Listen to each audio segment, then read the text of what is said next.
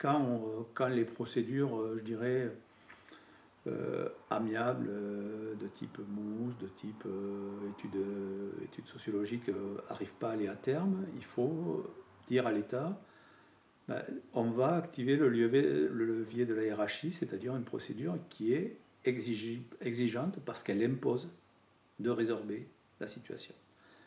Elle met de l'argent, beaucoup d'argent derrière, mais par contre, il n'y a pas le choix, il faut que la situation cesse. Je travaille à la direction départementale des territoires et de la mer, donc qui est un service de la préfecture. Je suis l'adjoint à la chef du service Habitat Construction. Alors, sur ce projet, on a été sollicité début 2018 hein, par notamment monsieur le maire de Saint-Pierre-de-Mons, qui, dans le cadre de ses démarches préalables, avait eu connaissance de la possibilité d'obtenir des financements de l'ANA pour ce type de projet. Et donc on a pu, à partir de début 2018, engager un process pour vérifier l'éligibilité du projet et aboutir à sa conception.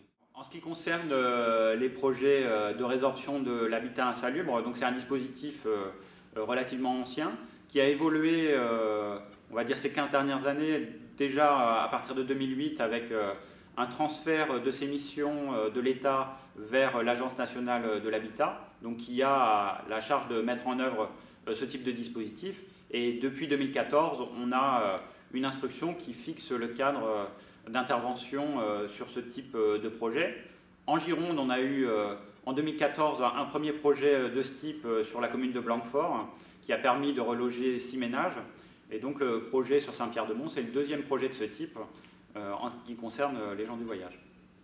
Alors sur ce projet, donc, on a accompagné dans un premier temps la communauté de communes pour l'élaboration de son projet.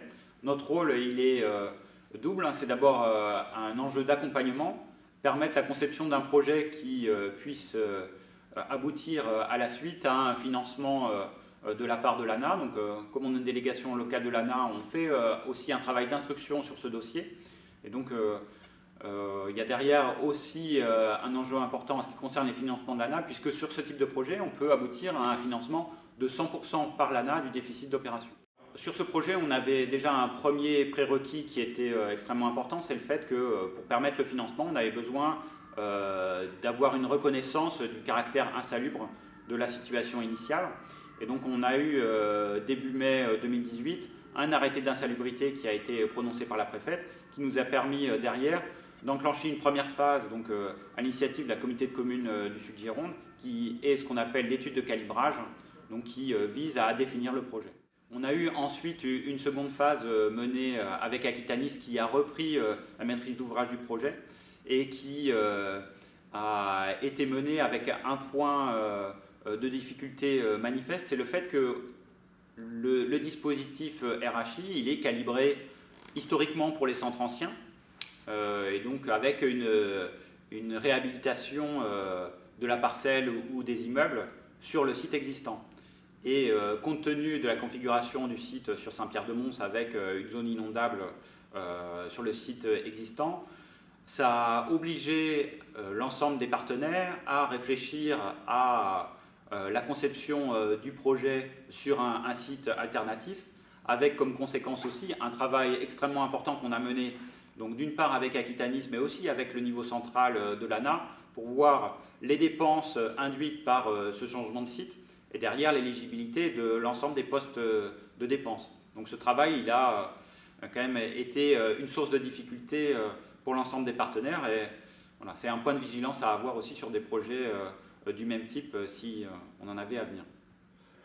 Alors, moi je m'appelle Christophe Sarrazin, je suis responsable d'opération chez Aquitanis, c'est-à-dire que je prends un dossier depuis l'acquisition du terrain et je le mène à bien jusqu'à la livraison, à la réception des locaux et à la rentrée des locataires dans les lieux.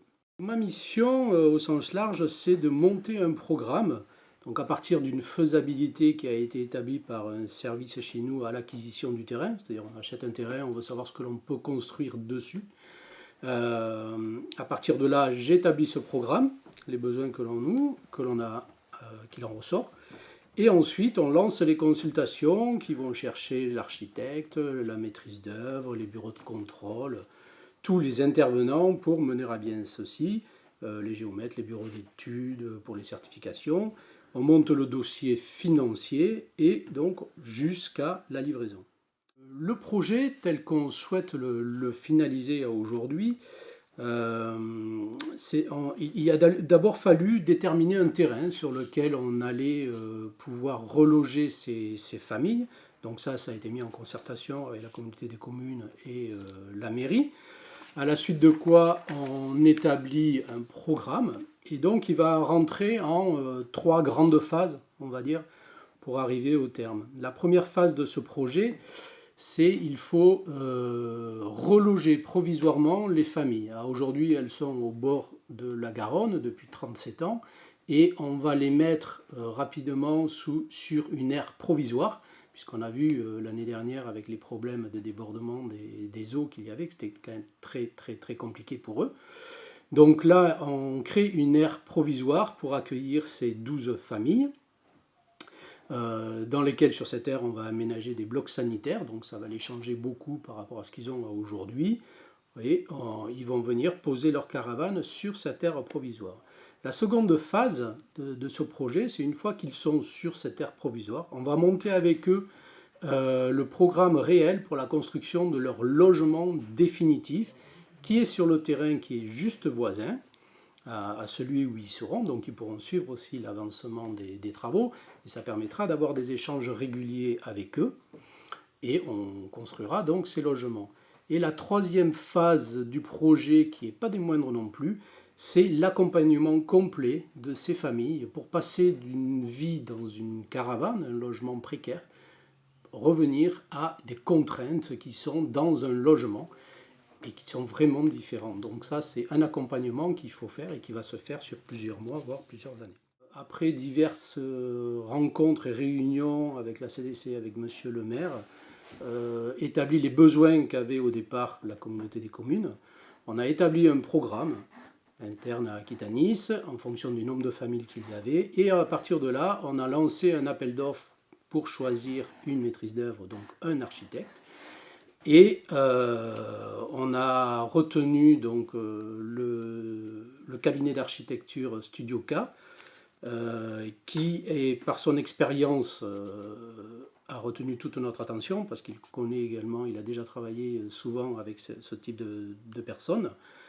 Et dès le départ, dès au niveau du programme, on a monté avec lui le dossier complet pour le relogement précaire sur une aire provisoire actuelle. Et par la suite, alors ça c'est un premier déplacement, ils vont venir se mettre là, comme ça ils seront vraiment hors d'eau. Et à la suite de quoi, avec l'architecte, on va monter vraiment le programme de la construction en dur définitive. Aujourd'hui, on va travailler sur les pratiques d'usage, et donc comment vont se composer les logements et qui y vivra réellement. Et donc on va finaliser et le projet et la programmation en même temps. Aujourd'hui, nous, on n'a pas fait de proposition de produit. On a proposé une démarche et une proposition d'objectif. C'est-à-dire qu'à la sortie, tout le monde sera relogé dans un habitat de plein droit et qui lui ouvrira aussi l'ensemble des droits de tous les habitants français. Ce qui n'est pas le cas de toutes les options qui sont proposées aux gens du voyage, où on a tendance souvent à les reléguer dans des solutions dites d'hébergement. Là, clairement, on a des gens qui ne voyagent plus, on va aller sur de l'habitat qui sera celui dont ils ont besoin, qu'ils sont en capacité de gérer, sur lequel on travaillera l'apprentissage de le faire vivre et d'y habiter, mais de l'habitat. Aujourd'hui, quelle est la taille et quelle est la forme, j'en sais rien. Ce que je sais, c'est que pour les gens du voyage, les gens qui sont issus de la culture des gens du voyage, ils sont finalement assez curieux de toutes les architectures, et que si c'est pas pour eux un référent, qu'en gros ils connaissent les maisons du coin, ils sont assez friands, y compris de nouveautés. Donc on n'aura pas d'interdit à ce niveau-là. Par contre, on a des enjeux d'usage. Et c'est les enjeux d'usage, ce que je leur ai promis, moi, c'est qu'on travaillerait avec eux sur les voisinages, sur l'organisation des logements, sur l'habitabilité des logements, non pas en termes de décence, la fameuse décence dont je parlais tout à l'heure, mais en termes de structuration de l'espace, c'est-à-dire en termes de respect de ce qui est structurant de l'espace pour eux. l'espace intérieur, l'espace extérieur. Et cette structuration, on la construira avec eux, avec des outils qu'ils comprendront.